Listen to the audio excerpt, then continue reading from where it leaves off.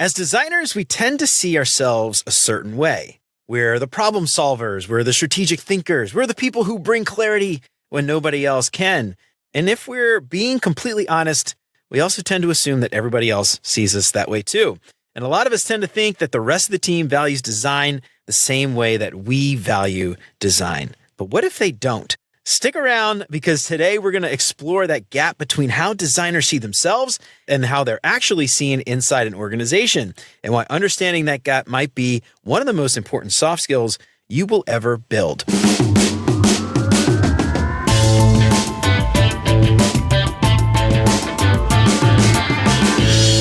What's up, UX fam? How's your mom and them? Welcome to another episode of Beyond UX Design. I'm Jeremy. If you're new here, welcome. I am super stoked to have you. How often do you stare at a blank Figma canvas, unsure where to start? This episode is brought to you by Mobbin, the ultimate UI and UX design inspiration library. Mobbin gives you instant access to over 400,000 beautifully designed UI screens and user flows from apps you love, and content is added weekly, so you never have to start from scratch again. Quickly find exactly what you need, search by app category, UI patterns, or even specific features. And my team and I use Mobbin daily at work to find useful patterns, and it helps my team work much more efficiently. And honestly, I can't imagine kicking off a new feature without Mobbin. So you ready to level up your design process? Visit mobbin.com/beyondux to get 20% off Mobbin Pro and never run out of inspiration again.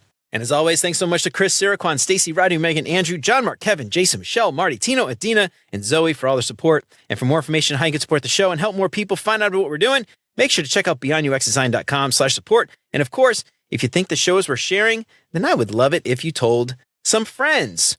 So there's a gap between how we see ourselves and how we're seen. And that gap matters because it shapes how we show up. It shapes how we advocate for our work and how we advocate for promotions and raises and how we interpret resistance. And sometimes that gap is driven by this quiet overestimation that design and designers hold the same weight for everybody else that it holds for us, and it usually doesn't end up well for design teams. So today, we're unpacking what changes when you stop thinking like just a designer and start thinking like a good corporate citizen, which is why I'm so excited to have Andy Vitale on. He has spent years leading designs inside large orgs, large complex orgs even. He's navigated financial realities most low-level ICs never think about, and he's managed emotional situations that, as ICs, we will likely never see. He's had to advocate for design without assuming that it's automatically the center of the universe. Andy, first, thank you so much for your work. And then second, thank you so much for coming on Beyond UX Design. I am so excited to have you on. How's it going? Awesome, Jeremy. Thank you so much. I think when we finally got to meet in person in Silver Spring, Maryland last year, it was like, how have we not done this before? But I'm super excited to be here, super excited to get to chat more formally than we have. Hell yeah. I felt like a fanboy. I'm not going to lie. Meeting you in person, I was like, oh my God, it's Andy Vitale. I didn't ask you for your autograph, but I kind of wanted to. Jen Blatz was like, stop it. You look like an idiot. So anyway, Andy, I am so excited to get you on. Like I said, I've been following your work for a really long time, and I'm really excited to get your perspective. You know, we talk a lot in the show about the importance of soft skills and things like that, but I feel like there's this soft skill. You talked about it as corporate citizen, being a good corporate citizen and understanding the context and how we show up at work. We could have the most amazing designs in the world, but if we don't understand the context, that work is never going to get shipped. So I'm so excited to talk about all that today with you. So I know I read your bio a little bit, but ultimately I would love to understand what it was like when you got to that point in your career when you realized, oh my God, as an IC, I have been thinking about this all wrong. Here's how I should have actually been approaching my work. Jeremy, I'm a design executive that leads teams who build and ship experiences and products that leverage emerging technologies like AI today to deliver market value and meaningful results. And I've done this at companies like Truist, 3M, and Rocket in the healthcare, fintech, and tech sectors for both consumers and enterprise customers. And I think about the question that you followed up with, which is, when did I have that mindset shift? And there was a time when I was at 3M and I was working as an IC on just medical devices and software for medical devices, and found out that we had an enterprise healthcare solution. And I was like, wow, I'd love to work on that, and raised my hand and asked if we can work on a pilot project for it. So was able to do that and show tremendous results on an outpatient coding software. And the organization was like, this is great. Can you actually do this to our flagship software? And my immediate thought was like, ooh, maybe. But I was like, yeah, of course I can, right? But I need a team. It can't just be a single person. So was able to get the first multidisciplinary design team approved at 3M to really focus on inpatient, outpatient coding procedures at a time where we were leveraging AI to auto-suggest coding and monitor quality of care. And that's what, 10 or 11 years ago. So working in the AI space for that long and understanding its impact on people. But what I also realized in that organization is design was 1/100% of the people in the company were designers. Everyone else were scientists, marketers, business people, subject matter experts, technologists, right? They're just the whole gamut of different disciplines. And then that's when you realize that like everybody is speaking different languages to some extent, but really have the best outcomes in mind for our customers. And that's when I also realized that design wasn't the center of the corporate universe. It was a contributor to success. So we all had different lenses and different metrics that we were looking for, but success meant the same thing. It was, do we put the right thing in our customers' hands? I worked at GE for a long time, like almost 10 years. And I feel like GE is a very similar company as 3M, giant global conglomerate. You know, a lot of designers, especially online, social media, YouTube, Twitter, whatever, a lot of talk about startups and design founders and design teams and people delivering really beautiful, sexy UIs and things like that. You see a lot of that and you assume that is the norm for most designers in most organizations. But when you start to work, especially in a large corporate environment, you start to realize very quickly that you are the odd man out. Like most people don't really see those things. And it's really, I don't know if you have anything to add there, but I feel like there's like a disconnect between, you know, the reality of most corporate jobs and what we see online all the time as far as like what a quote unquote product designer, UX designer work should be. Yeah. And I think for me, having worked in a lot of large organizations, you realize that there are certain areas that you try to carve out as a design space. When I first started at 3M, we were in a room with a pink carpet. We eventually built a design studio that was amazing. But you're kind of seen as this group of oddities, right? That approach things a different way than most people and aren't the most buttoned up in certain situations. And I think that those days of design probably exist in small pockets, but for the most part, I think as we've learned to operate within the confines of a large organization, of a business, we don't lose our identity of who we are and the things that make us the individuals that we are, but we don't seem as ragtag group of people that are in this organization. We've learned to come out of at one point we were working in the basement of an old executive racquetball court in one company that I worked in. And at some point you come up for air and you see how the rest of the organization operates and you find a way to assimilate with them, but bring your specialties to that table. In banks, similar thing. It's always about how do you create a culture that the team can come back to recharge in a space that gives them energy, but also allows them the oxygen to go back into the larger part of the organization. And I think that over time that's changed, right? We're kind of more embedded with the people that we work with. And, you know, we still look for those moments, whether those be critiques or times to have our design moment to really like make sure that we're putting the right eye on the things and elevating our craft. I want to get into this idea, the gap, the perception gap between how designers see themselves and how most people in the organization view design.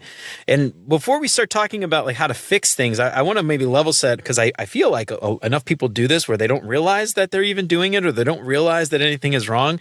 So I want to level set there and really drill into the problem as you see it. When we have that perception gap, when designers see themselves a certain way and everyone else in the team sees them a little bit differently, what types of problems start to arise? And what types of issues does that gap actually cause? Even before I go there, I'd like to define a little bit of the corporate citizenship that we talked about, right? Yeah, because sure, let's do it. It sounds very corporate. But ultimately, when we think of ourselves as humans, we think that we're part of the global citizenship, right? And for us, it's about doing good for the people that are our neighbors, better outcomes, leaving the world in a better place than we inherited it. So we have this lens that we pay attention to, yet sometimes when we go into an organization or inside our company where we spend the most time with people, we think of ourselves as a certain, like, we're a group of designers or we work on a product team. And these are the people that we collaborate with most, but we don't realize that we've made this conscious decision to work at this organization. And it's a choice of ours that we make. Yet we don't always show the same empathy for the people that we work with as we do for the people that we're designing for. So if we just change our focus to be like, look, we're all in this together. We all have positive intent. And we are part of this community of people that work at this company. If we start to think about that, how do we help our coworker as much as how do we help our neighbor?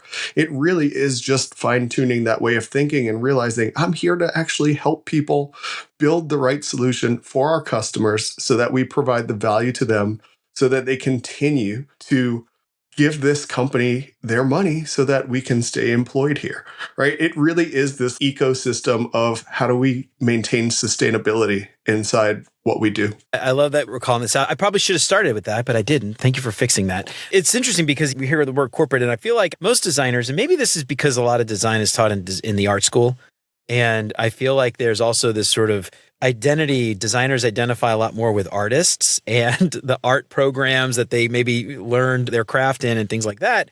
And in school, we're often never taught the business side of the work. It's mostly color theory and topography and all that stuff and what makes design work, which is valid and obviously very important to understand. But in school, we aren't often taught that the business aspect, and we have to do projects with product managers or salespeople and things like that. We're doing projects with other designers, and so we always see it through that lens. And this is not about where education goes wrong, but I feel like we start out on the wrong foot, perhaps. And when we get into jobs, we've got product managers with MBAs and all these business degrees and everything else who understand quote unquote business much better than any of us do. But that's what this episode's about, Andy. We're going to talk about that today. Exactly. And I think we're not the only ones that face this, right? I think even in the advent of AI, where a lot of the technology teams are speeding up the way that they work along with us, they're going to be met with the like, but does this solve the business problem, right? It's cool that we can ship this idea faster, but how do we start to understand what the business needs from us in a way that we can articulate that back? And what's really important there is it's not taught in school. And I think that's where being a good corporate citizen is actually part of that. And like, there's a curiosity, there's a wanting to learn, there's a wanting to bring our value to the table, but there's also respecting what other people's expertise is and being able to merge those two together. I think every great idea is never a great idea until someone else adds their perspective to it. And the different perspectives that build on top of that initial thought are what really makes something important and makes it better. But the question that you did ask are like, what are some of the disconnects that I've seen and some of the pain points that I've seen in the perception of designers in different companies? And what I can say is that it varies greatly in different organizations, but in one organization where design was maturing pretty fast, it started to feel like it was insular, like the design culture was exclusive of other parts of the organization. So it didn't feel as collaborative. Meanwhile, you could look at it and say, hey, like the design team needed to build a foundation so that they can do their best work and, build this kind of flywheel effect so that you're getting value out of them at a different rate than you have before. But also there's an what I see a lot with designers is they sit in a room and they want to be in every meeting, right? And I don't think that we need to be in every meeting that takes place, but it is important to be in the room where decisions get made. And then I see designers on my team that come out of this room that they were in, maybe they were on Slack or the perception someone else is pinging me of like, your team's kind of just like, looks like they're chatting with each other during this meeting. And there's a moment in that meeting for them to really like raise questions, raise concerns, and they just kind of like sit quiet, walk out of the room, and then you hear this like dissent after, this like fragmentation of a decision that was made after they leave the room. And that perception just doesn't get over well. It's like, why is your team not on board? Why are they not happy with the decisions? Why did they not raise their voice? And I think that perception starts to impact design teams and design leaders more than you even realize. Because, when you're thinking about who can lead this discipline or multiple disciplines, you're going to look to the behaviors of the people. And if the behavior is like, quiet in the meeting, but dissent outside, like that's not a great look. I think in other places, design is seen as like wanting to get it perfect. And because of that, they're seen as more of a speed bump than an accelerant. And designers never see themselves as that, right? They're like, I'm working really fast. I'm trying to come up with the right idea and I want to iterate on it and I want to continue to iterate on it. But really, in the way that we work today and the tools that we have that are accessible to us, right? It doesn't have to be perfect to get feedback on it right away and to get feedback on it from real customers or real internal subject matter experts. We don't need to like sit and iterate for 3 weeks through 50 critiques on the same idea and go through everything that may or may not work and what has to be perfect for this to exist. And I think that perception has really impacted the team of like moving slow when there are times to focus on the things that take time, but there are parts of the equation that we really need to accelerate so that we're moving on pace with where the organization is today. So those are two different disconnects that I think designers really need to be aware of because those conversations are constantly happening. Yeah, I love that. Well, so let me ask you this, because we talked about empathy a second ago, and I think you just described as sort of that disconnect at a high level, how one team feels about the other team. And I'm curious if we dig a little bit deeper and try to think about the empathy for other ICs or other folks dealing with designers. How does it feel like to work with a designer who doesn't get it on a day-to-day basis, like as a product manager or an engineer, or even as like another manager of another team? What does that feel like on a day-to-day level? Like what does that look like?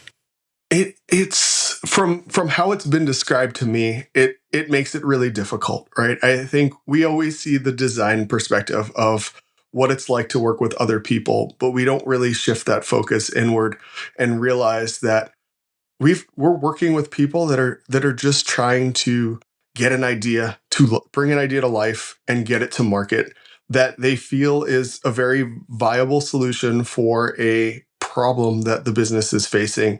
And it's been described to me as like it's like hitting a wall constantly.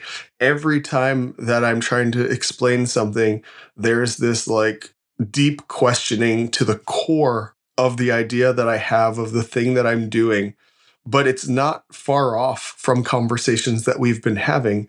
So instead of like meeting that head on and trying to articulate differently, I think what has happened is we're starting to see teams wanting to work around us instead of with us. And for me, that's a sign of like not a great working relationship. And we need to realize, again, it's about assuming the positive intent that nobody has all of the solutions, right? The goal is how do we triangulate the information that we have, whether it's quant, qual, like best practices, to get something that we think is the right solution, but ideally we also don't know, right? We can test something for days, for weeks, for months. When it goes live, that market is the ultimate test, how people actually use it, because the perception of how someone would use it, the best case scenario prototype that we can put together that's not really connected with their actual data or running across their network, right? We don't know until they actually use it. They could be like, yeah, this is great. I would totally use this. And then they don't. So I think we need to look at different metrics and we need to understand that like conversion is really important. Adoption is really important. The usability score is more of a like, it's a guide for us, but the rest of the organization will look at something like that as a vanity metric, right? The perception of usability never wins over like actual conversion. So I think we need to understand how other teams are being held accountable for the work that they're doing so that we can help them be successful, and also realize that it's not about the ROI of design. We often hear, how do I prove the ROI of design, right? And I think the way organizations look at us is, what is the ROI of the product that you're working on? And does design contribute to that? If we get to the point of having to justify our existence through value for everything that we do, then we're always playing defense. If we can point to how decisions that we made and things that we did led to the metrics that the rest of the organization is tracking, then we're in better shape. All right, so you just started to hit on a thing I was going to ask you about next, which is getting back to this idea of being a good corporate citizen. You mentioned the negatives and the pitfalls that a lot of designers run into. I want to talk about, what is a mature designer, somebody who actually gets it, those signals when you're working with your design team as a design manager. What are some things that you start to identify, maybe traits, maybe habits, maybe things they say that identify those people on the team really are understanding how to interact and work with the larger organization? Yeah, I think it's really collaboration, and you can hear collaboration come through in many ways. Sometimes there's a critique and there are just designers in the room, and that's okay. There are times when it needs to just be like that. But when you start to hear, hey, you know what? Can my product manager come? Because I'd really like them to put eyes on this now and get their feedback this early in the process. Like, that's showing me that someone is working as part of a team. Or, you know, it's a lot easier now to just grab some folks and jam with them, right? And I'm wanting to hear more of that. Like, hey, I'm about to jam with my product manager and my engineer and a subject matter expert. Like, do you have time to pop in and just, give some feedback or give some thoughts in that meeting? And I'm like, of course. Like, to me, that is the most important use of my time, is how do I start to shape what the rest of the working teams are doing? And when I hear that, I'm really excited about that. Or when a designer comes and says, hey, you know what? I like shared this idea really quickly with a bunch of people, async, and here's some feedback. Like, take a look at it. I think as you start to see that more collaborative sharing environment, that's when you know that, like, something's going right and they're a really good team player. I think in other places, when you get invited to more things, right? I think that's a really good sign that you're providing value to the organization and they want to include you in more situations, to be part of solving problems, to be part of executing on solutions. I think design always feels like it has to own the strategy, right? But we don't have to own every strategic decision that gets made. We have to be accountable for the experience that we're creating and making sure that it's cohesive, making sure that it's consistent to our brand, making sure that it feels like a differentiated or experience for us. I think those are important. But the other area that I'm seeing designers start to play, especially in this world of AI, and we talked about being an accelerant, not a speed bump, which means we're going to have to be okay with people coming to us with prototypes, coming to us with some solutions, right? We used to always talk about it. Like, it would be great if we could communicate in the same language, and now we can. And I think where design really fits in this is, how do we not stop that from happening in the organization or slow it down? How do we start to be the one that takes some of these different ideas, wrangles them together, starts to unify the different concepts to maintain that cohesion, to maintain that consistent brand experience? And that means we don't have to be involved in every single thing, but we get to still touch and shape everything that's being worked on. Yeah, I love that. Something I've been doing recently is pair prompting with product managers. So basically, doing like we would have gotten into Fig Jam or Miro or something before, but now it's like we're just like prompting together. One of us shares a screen and we're like, hey, try this, try that. And it's really interesting to hear the thought process behind how they would prompt something. Like hearing that in real time is really valuable. Like, what are they trying to do? What are they trying to achieve here? What problem are they trying to solve? And how do they explain it to the AI, which is really interesting. And so that's something I've been doing a lot. And what is sort of side benefit of this too is like while you're waiting for Figma Make or Lovable or whatever you're using Cursor to generate, you get chances for a little small talk. And that like little like, oh yeah, what are you up to this week? While you're waiting, it's like you could talk about like go off on little tangents and get a chance to like get to know those people really well. And that on top of everything we're talking about too, building those relationships. I don't know if you have anything to add to that, but like that's just so valuable because then you start to like not only get to understand the context and the thing, but you also get to understand them as people. And that's an even more fruitful relationship, I think. So anyway, that's just sort of like an added benefit of the pair prompting, but I don't know if you have anything to add to that. But no, my mind goes in two very different directions as you talk about that. The first one is I'm going to lean into the prompting.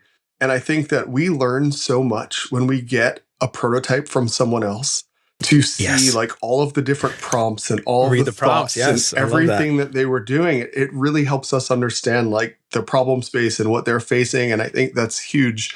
But the more humane side of what you're talking about, relationships are key, right? Like design has never been just done well in a vacuum, right? It's a team sport. And when you think about how you could be most successful, it's when people are advocating for you when you're not in the room. And the only way to really have that happen is through relationships. And, going back to being a corporate citizen, you're with these people for 40 hours a week, right? You're with them for more hours than you're with your family at times. So it's really important to get to know them and look to them as your support system because you're all in this together. And it's really important that like as teams, we win together, we celebrate successes and failures together. And sometimes you really have to like go through shit and come out on the other side to have that bond solidified. But once you do, it's so valuable. It's so important to know that the people around you have got your back and that you have theirs. And once you have that feeling, like you really feel that you can accomplish anything or you're at least willing to try. I've said this when we were hanging out in DC, but you can't build great software without great relationships. It is just such an important thing. Take every opportunity, pair prompting, fig jams, whatever, jamming out on a whiteboard app, and use those 5 minutes to just get to know them a little bit better. And then they're going to explain, bring you along and all the context that we talk about. And also, maybe more important, they're going to be more willing to give you like critical feedback that they probably wouldn't have given you if you didn't know them well, because they wouldn't want to hurt your feelings because humans are like that a lot. There's also so many interesting things about people. Like you think as designers, like we have quirky shit that we do. But really, as I've gotten to know different people that I work with, there's one product manager that like he drives an hour to get water from this like certain spring and he brought it in and we did a taste testing to taste it to like bottled Deer Park. And like there's just so many interesting things that people do as hobbies and fun that like that everyone that we work with is as interesting as we think we are.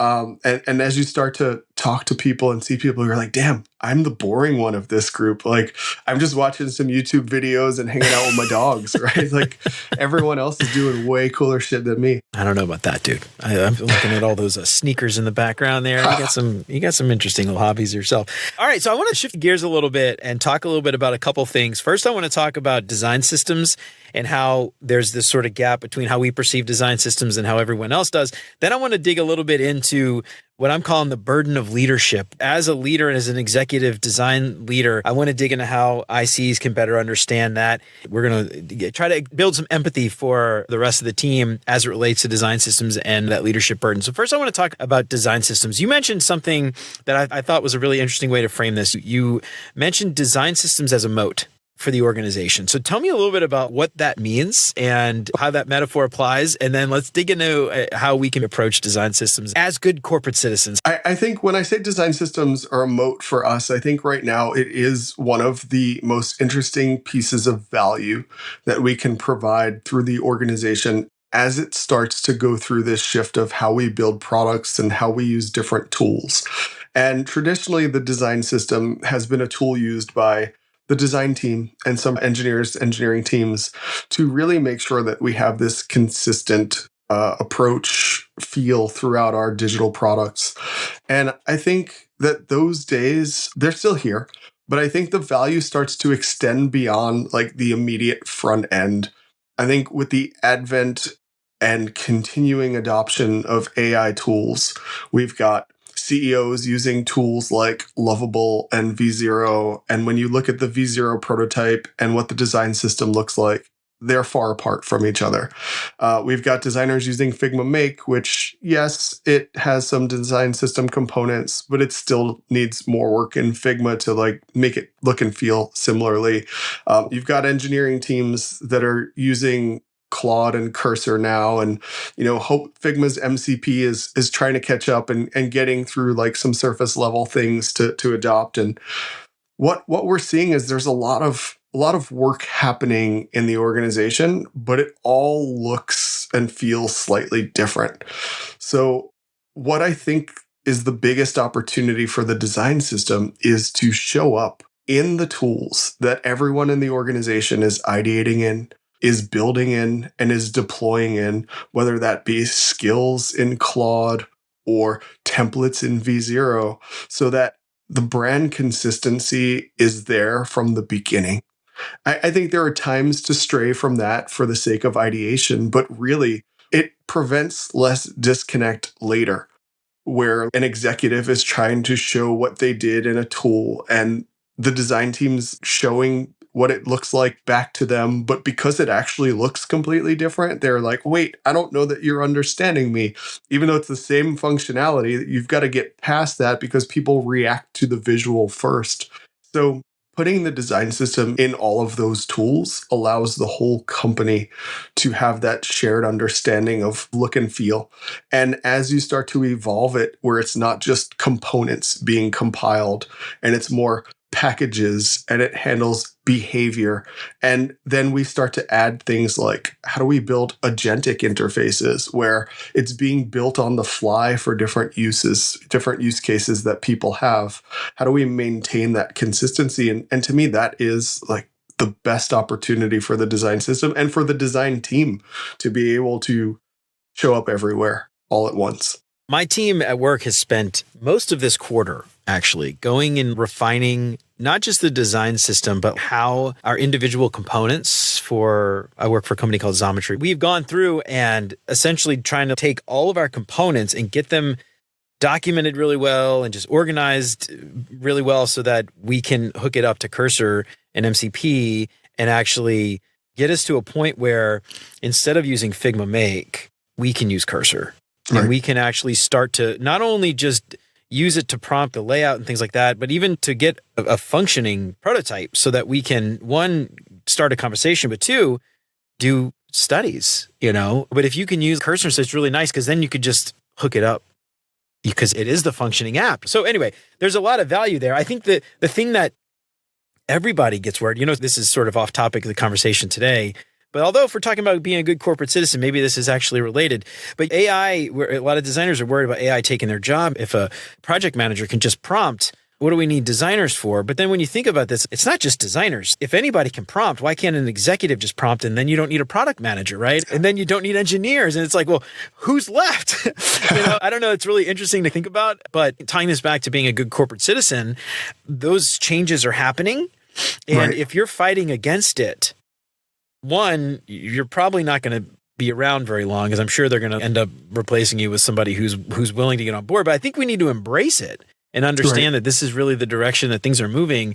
And how do you then become, as a good corporate citizen, a part of the path forward? But that's something just really interesting to think about as it relates to design systems, as it relates to all kinds of other things.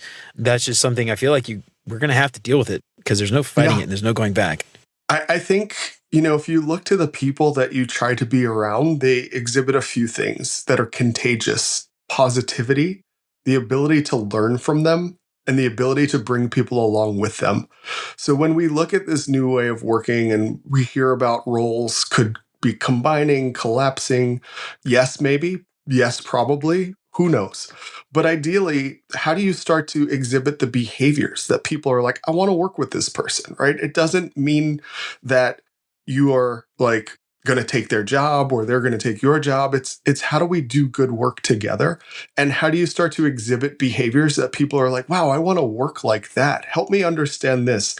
Because the more that we can become catalysts for value, catalysts for teaching others, catalysts for culture, then I think, the way of working and as things evolve, that'll all sort itself out. And an example of this, I know having had to make small changes over time at different organizations, something as simple as we've got really like sharp edges right now, and we would love to have rounded corners on all of our things. But in order to get rounded corners, that's going to have to go to one team that's going to have to prioritize work, that's going to touch 3 or 4 different teams that have to put that on their roadmap to be able to just change the pixel corner radius. And designers are like, this is ridiculous. This is a 5-minute fix. And everyone else is like, there's dependencies and there's this and there's that. Well, I had a design systems team member the other day just pulled down a branch of the code, rounded the corners, and pushed it, fixed, right? We didn't need it to go through 55 stages of approvals. It's like you see a thing, you fix a thing. And on a more controversial side of that, I also think that my researchers could be able to do things like this, right? If they're testing something and they notice, right? I'm not saying researchers need to code, nothing like that at all, but maybe. But ideally, if they notice a label is wrong, if they notice there's a typo, why do they have to submit a Jira ticket to fix it? Why can't they just pull the code, make the change, push the code, done, right? Like obviously if something's fundamentally broken, I don't expect them to fix it. But those little things, like we can solve that and it becomes a non-issue as opposed to like making a big deal about it. And then it goes through like reprioritization. And so I think part of being a good corporate citizen in that way is have the accountability to fix the things that you can and just do it. But communicate that you're doing it through the process because you don't want more than one person doing the same thing. I've seen a lot of designers treat design systems like a portfolio piece. Like it's the thing that they are most proud of. It's my baby. I own it, whatever. But it's a tool and it's there to enable the rest of the team to go faster.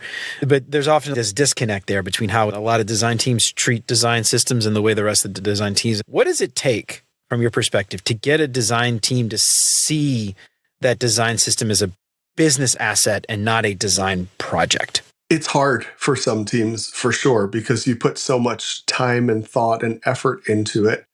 And then you start to form things like committees for governance. Then you introduce maybe a contribution model, but you create a committee that someone has to make a case to do something instead of just try it and see and let us know how it goes. We become attached to it like anything else that over time that you create, right? You feel like it's your baby.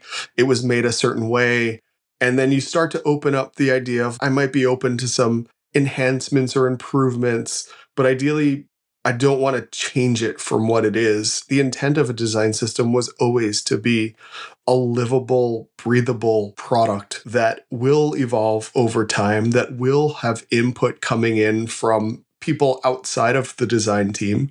It will have quantitative metrics coming in on how people are using it, and we will be able to adapt it and also expand it to different use cases.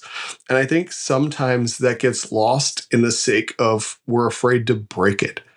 And really, what's the worst that can happen? You put out a component that's different and it doesn't work, and then you fix it, right? It's not like we need to make it so precious, but at times we feel like it's such a valuable thing to hold on to maintain that we operate from a place of fear. And I think that we've got to realize that just like we say, we are not the user, we are also not the user of the design system. We use the design system as an input, but when that starts to get too rigid, the designers start to complain that they can't think, that they're stuck. Like, I'm stuck to what the design system says, and I want to operate a little bit around that. And it starts to feel suffocating. And the design system team doesn't intend for that, but sometimes they create that. And I think you need to be aware of the impact of what you're creating, not just, again, on the people that use the product, but the people that have to use it to build the product. I want to dig into now some of your thoughts as a design executive. And it's interesting because your role, I feel like as design executive, is somewhat rare. I don't know if you know a whole lot of other design executives. A lot of places I've worked, director maybe is the top level, maybe VP. I want to hear from your perspective a little bit about how, as individual contributors, we can start to understand and empathize with you and your role, and maybe not even just you as a design leader, but at that level, people in the boardrooms, people making decisions. You mentioned this before, having empathy for the users, that's all fine and well and good, but we need to have empathy for the people that we work with and empathy for the people at the top, not their fancy BMWs and their golden parachutes, but what decisions are they making? What kind of pressures are they under? What kind of things are they held accountable for so that we can help manage up, become good followers and things like that? So what do ICs fundamentally misunderstand about leadership? What do we pushing pixels around not understand that you're going through? I love that question. There's so many things that I'll forget half of what I wanted to say. But ideally, the first thing is when you are an executive in an organization, even though you lead a specific function, your responsibility tends to shift away from that function at times to overall business decisions and business health decisions. So at times, while I am responsible for design and how design shows value to meet the company objectives, I'm also helping select technology tools and making decisions that impact people in the organization and policies that the organization has. When we think about companies overall, there's a board that the company is accountable for and helps shift and direct decisions that the company makes to be successful and to navigate uncertainties in the market. So while I would love to be in every single design critique, there are other conversations that are very valuable to the business that allow design to make decisions later on that they need to make. So we are always accountable to making sure that the ship is being steered in the right direction. Beyond that, though, it's about how do I amplify the work that the team is doing and making sure that everyone that are my peers don't look at it specifically as design or aesthetic. They understand how it's unlocking experiences for our customers, how it's contributing to revenue, how it's helping us achieve goals that are wider than what the design team may have as the goal for the product. It's helping unlock the way that teams communicate and collaborate cross-functionally. So a lot of my job is trying to unblock for the team in helping the organization unlock that value through design. So it's a lot of storytelling. It's a lot of trying to elevate the team to have those conversations as well, but it's also mitigating a lot of organizational risk at times.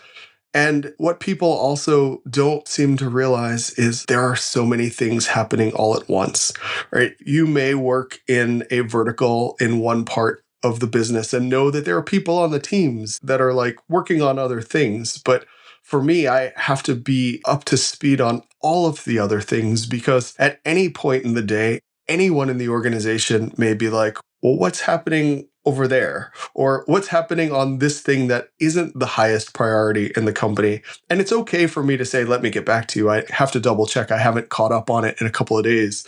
But you really need to be in tune with all of those things because you can't always say like, I don't know, right? I don't know is fair. It's fair to say, but at the end of the day, the thing also that people don't realize is that leadership are accountable for all of the decisions and all of the things that the team is working on. So if parts of the team aren't successful, that is not success for their leader. The leader is unsuccessful. So for us, it's we've got to coordinate all of the parts and pieces for the team to make sure that success for the company, success for them equals success for me.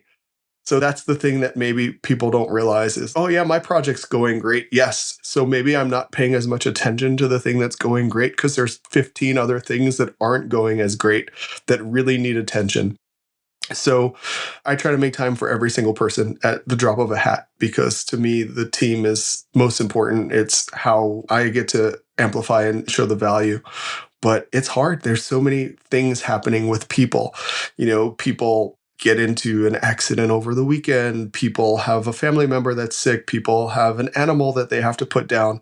People have deaths in the family. Sometimes there's deaths on the team that have to be communicated in a way. There's just so many things that you don't think about that weigh you down because you care so deeply about the team and the people. And the other thing is context switching is so real. I may literally have just come out of a conversation with someone that's going through a divorce. And then I have to jump in straight from that to a conversation with someone whose kid just got accepted to college, right? You have to show up through those lenses, and people don't realize like what you're coming out of and what you're going into from a day-to-day basis. Similar to our question before about showing up differently at work, I'm curious, if an IC truly understood everything you're going through, how would they show up differently from your perspective? What would they be doing differently than what they do today? Looking for asynchronous feedback at times is helpful.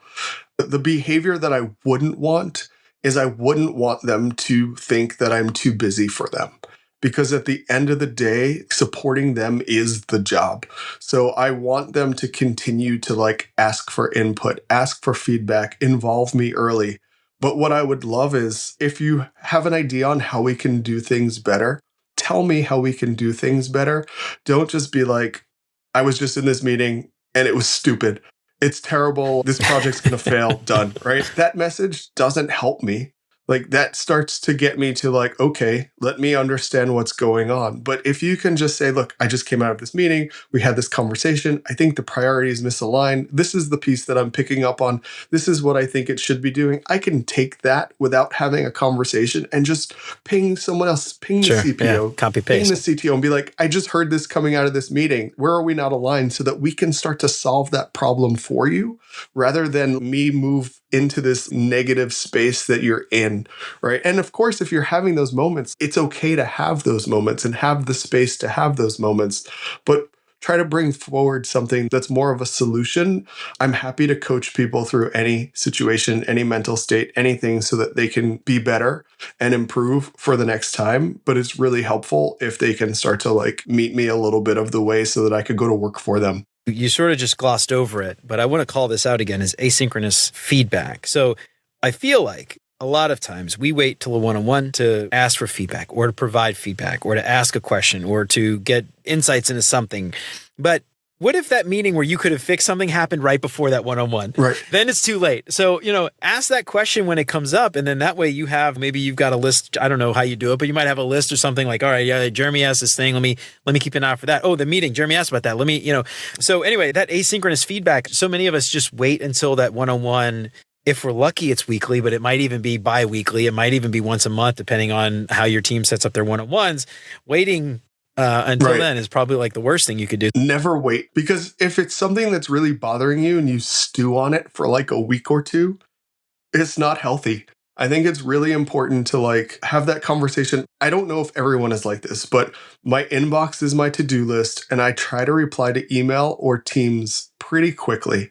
And if for some reason I can't, I will say, hey, I can't look at this right now, but I will before my day is over. And for me, there are things that I have to do for my own health, work out, eat dinner. A lot of people, we don't eat, we forget, right? Everybody gets busy, forgets, whatever. But ideally for me, I like to at 5:30 go and eat early dinner. And then I'll jump back on, right? When there's less distractions later in the evening or early in the morning. And for me, sometimes I will tell the team, you're going to get messages from me at night sometimes or in the morning sometimes. I will try to use send it later, but sometimes I forget. And sometimes on my Saturday morning is when I'm catching up on some of the things that I really wanted to do some deep thinking on. So I may send some thoughts or comments in a document. There is no expectation to reply immediately.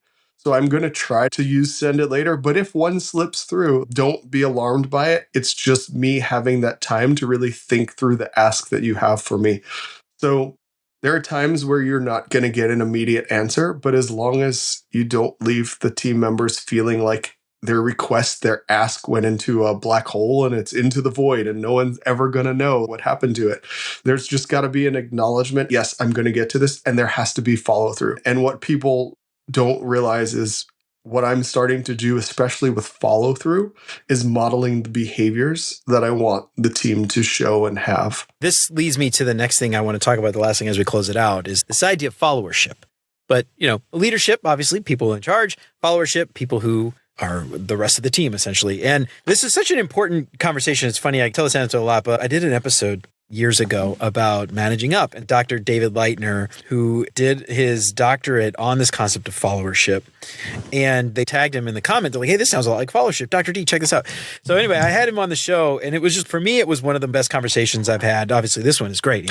But anyway, I wrote a whole chapter in my book about followership, and the idea, for anybody who isn't familiar, is followers aren't people who just order takers, robots, do what they're told. They're not sheep told what to do, but they're people who take ownership of a thing and they just know what needs to get done and they don't wait around for someone to ask everything. And as you're talking, I'm hearing a lot of these concepts of followership, being proactive, just like your example with the asynchronous feedback after the meeting. Here's the things I learned, blah, blah, blah. I think this will be helpful for you. I can't fix it because I'm not the leader, but you are. Here's the things that you need to know. Before that meeting was stupid, and then you have to tease all that information out. Right. That makes your job a lot harder. It makes everybody's job a lot harder.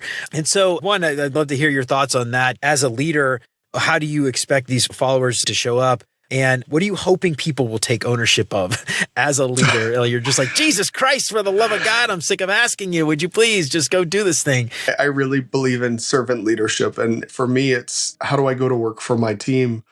But I do believe that it's really important if they can have not just a point of view, but also the accountability that their voice is so important and that it actually does make a difference.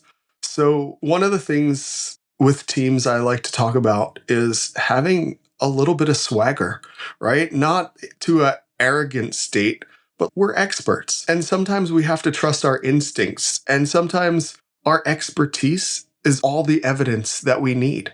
And if you believe that, show up that way. And I think a lot of times designers, they wait for permission and they look for consensus. And consensus doesn't always happen. Sometimes you just need a little bit of alignment to keep going and bring people along. And I think that's where the value is through design, is how do you bring people along with the ride, with the idea, with the concept, with the prototype, with the coded document, with the thing that we're testing, instead of waiting for it to be perfect, because it's never going to be. I listened to Mike Montero tell a story about Sully Sullenberger, who was the pilot that landed in the Hudson. And the thing that resonates with me is he was flying this plane. And I just remember Mike saying, my cockpit, right? Take ownership of the thing and the result and just know that I've got this. And I feel like we often don't just take it and run. And I think we really need to be like, this is my thing. I'm going to own it. And if it fails, I'm going to learn from it. And the organization is okay with that, right? As long as I'm failing fast, not too late, then I'm not actually failing. I'm learning. And learning is part of the process because we have to iterate to get things right. So just run with it. Just own it. Really own your shit. I wish that would be one of the tenets is own your shit. Own your shit. It can be. Yeah. There's no reason why it can't be. We can make it. We can make it. Yeah, let's do it. Own your shit. All right. So I've had you for a long time here, Andy. I got a few questions I'd like to ask all my guests to help our listeners get to know our guests a little bit better. But before we do that, one last question. I'm curious, what is one just really uncomfortable truth that designers need to hear about how they're perceived outside of their own little insular design team? I had a product manager that used to tell me, your team is so precious. They can't handle feedback well. Once they hear feedback, they get insulted by it and they shut down. Designers need to understand that we are not our work. And we admit to not being our work. But we let that sting last a little bit too long when someone gives us the feedback that we say that we want. So how do we start to not be so precious? Also, it was described to me as like a prima donna, right? That's not the reputation that you want.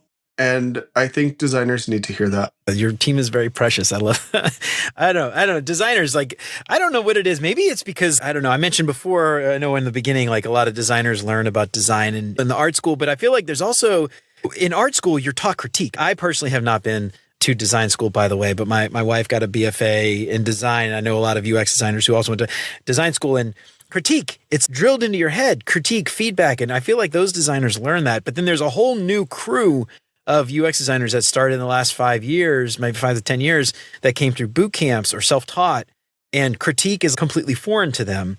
And I don't know, I feel like design school does some stuff right. Boot camps, maybe, I don't know, maybe not. But, there's that aspect of like just not being able to take feedback. I've seen that so much and just get pissy and mad and all that stuff. Right. If I have to sit through another silent critique, like, no, let's just jump in and jam, right? The critique should be, I don't like this. This is shit. Here's why.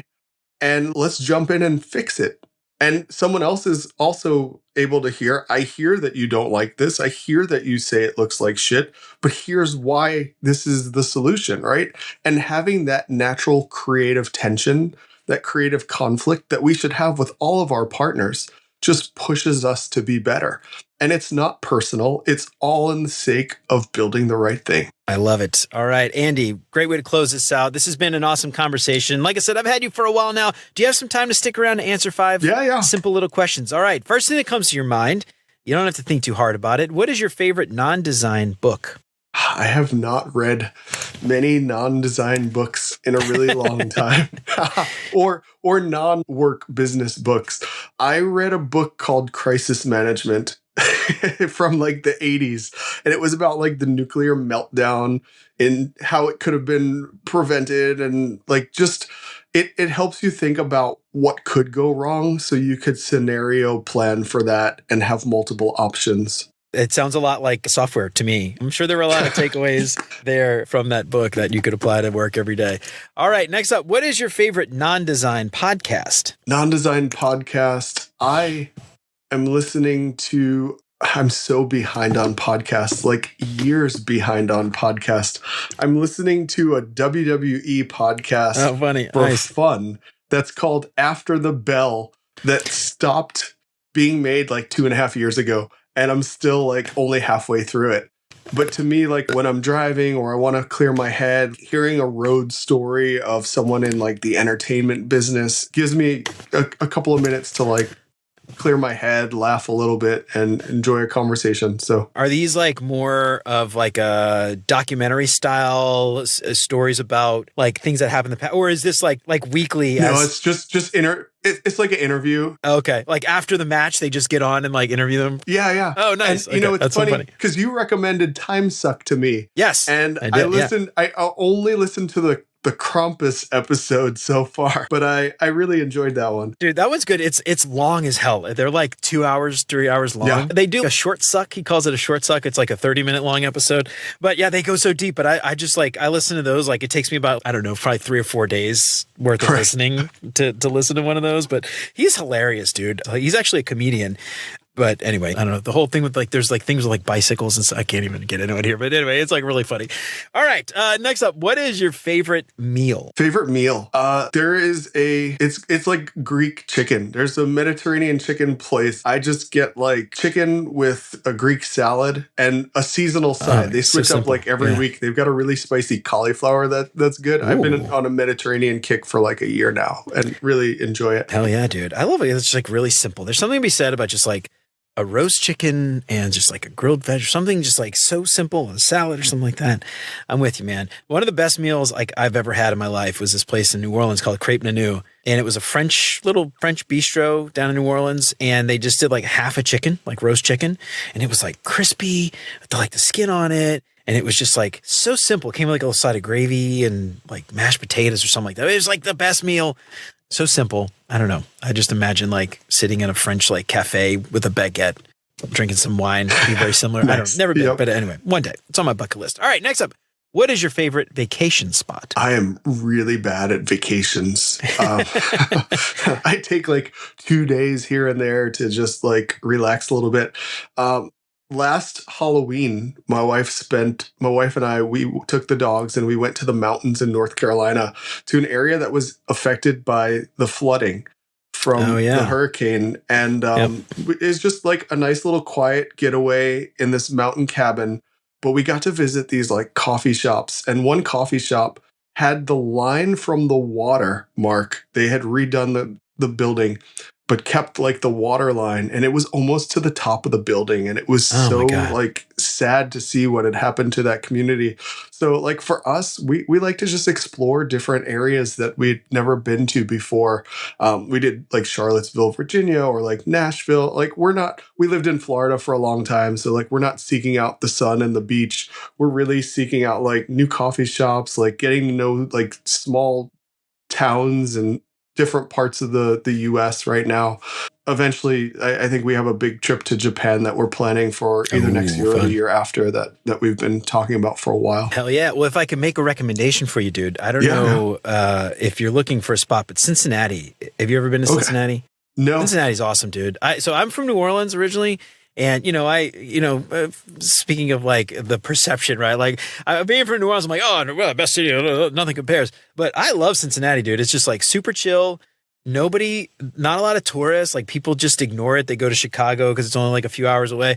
But like Cincinnati is badass, dude. Tons of art. Okay. Tons of like really good food, James Beard award-winning stuff, great coffee, beer here is fantastic. Anyway, I live in northern Kentucky, like right across the river from Cincinnati, and like bourbon is really good. Are you into bourbon? Do you like bourbon at all? Yeah. You say that as if like you're like meh, meh, meh. I'm the same way, actually. By the way, someone tells me I'm bourbon, Well, I'm like, no. I was a big bourbon guy for a while. I've actually stopped drinking for like a year now.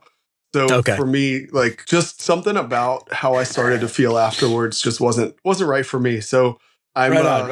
I got water next to me and coffee, but ideally, yes, I did enjoy some bourbons. I enjoyed going and traveling to different distilleries to see like these small, like old school places that still make bourbon. One just outside Nashville, this Bell Mead, I think was the name of the place. That was really cool. Nice. Well, the reason why I ask, I live in northern Kentucky, a city called Covington, and Newport's right next door to us, sort of. But anyway, the World Bourbon Championships, New Riff Distillery, they just won the best bourbon in the world, and they're like 5 minutes from my house, and they're right across the river from Cincinnati. So anyway, I was just one more thing, throw it out there. You don't have to drive all the way to Bardstown to get good bourbon. All right. Anyway, if you ever come, dude, holler at me. We'll get dinner. Yeah, for sure. Next up, what is your favorite design tool that is not Figma? Last question, by the way. My favorite design tool that's not Figma. Right now, it's Claude Code. I think being able to work both in the terminal and also through the application to see things come to life in a design way, but it's not actually using Figma. I think that's cool. I think if I go back in time, like, man, Photoshop was so cool when I was learning how to be a designer, right? So was Fireworks, being able to make animated GIFs back in the day, right? It's changed so much over time. I used to love Quark Express. My first work was I worked on textbooks. I worked on the tabloids. So I was working on like page layout software back in the day. I missed Quark by like a year or two. I started with like InDesign CS2. Yep. I think that's like the first version I used. So that'll tell you how old that is. But anyway, Andy, this has been so much fun talking to you. I'm so glad we finally got you on. Before we get out of here, let everybody know where they can find you and all the stuff you got going on, any speaking events and stuff you're working on. Give yourself a plug. Yeah. Just LinkedIn. Like, reach out to me on LinkedIn. I'm happy to connect. I'm happy to help however I can. I know it's a tough time out there for some designers, some researchers. So anything that I can do to provide guidance or help, I'm happy to. But anything you need to find out about me is on LinkedIn. Right on. You ask questions about design, sneakers, coffee, anything you want. Andy is an open book. We did not talk sneakers, which is totally fine. I've made the shift. I'm like all in on New Balance lately. Just throwing that out as we end. Yeah. Watch out. All right, cool. Yeah. I know you and I have talked about sneaker collection a few times before. I didn't bring it up today. Just an action-packed, jam-filled conversation. I didn't want to diverge from the important meaty topic that we had picked out today. But I'm looking at your video right now, and I'm just impressed, dude. I actually I'm looking at my sneaker collection. Shoe collection. 1, 2, 3. I have 3 pairs of shoes because I am in my closet. You've got a quite an impressed I'll just give you a quick spin. Look at that, dude. That is, oh my God. Yeah, that's a lot of shoes, man. I'm impressed. I'm impressed. All right, Andy. Awesome, man. Well, thank you so much once again for coming on. I really appreciate it, man. Awesome. Thanks, Jeremy. Super happy to be on and enjoyed our conversation. Well, all right, y'all. That's it for Andy and me for today. If this episode got you thinking about whether design is actually valued the way you think it is, I'd love to hear your take. Send me a message on LinkedIn or shoot me an email at hello@beyonduxdesign.com. I'd love to hear from you. And if the show's been helpful, the best way to support it is simple. Subscribe wherever you listen to podcasts and leave me a quick review. That helps me out so much more than you know. And if you want to go a step further and help keep the show independent and ad-free, check out beyonduxdesign.com/support. You'll get early access to episodes in the full video archive for as little as $5 a month. Everything else, episodes, newsletter, show notes, it lives at beyonduxdesign.com. And if your team is tired of reinventing the wheel every time a new project kicks off, Mobbin gives you access to over 600,000 beautifully designed UI screens and user flows, all searchable with AI. It's the kind of tool that makes the whole team faster. Visit mobbin.com/beyondux to get 20% off Mobbin Pro and see why more design teams are making it a company-wide staple in 2026. And until next time, remember, you're more than a designer because there's more to UX and design. I'll see you around. Take care, y'all.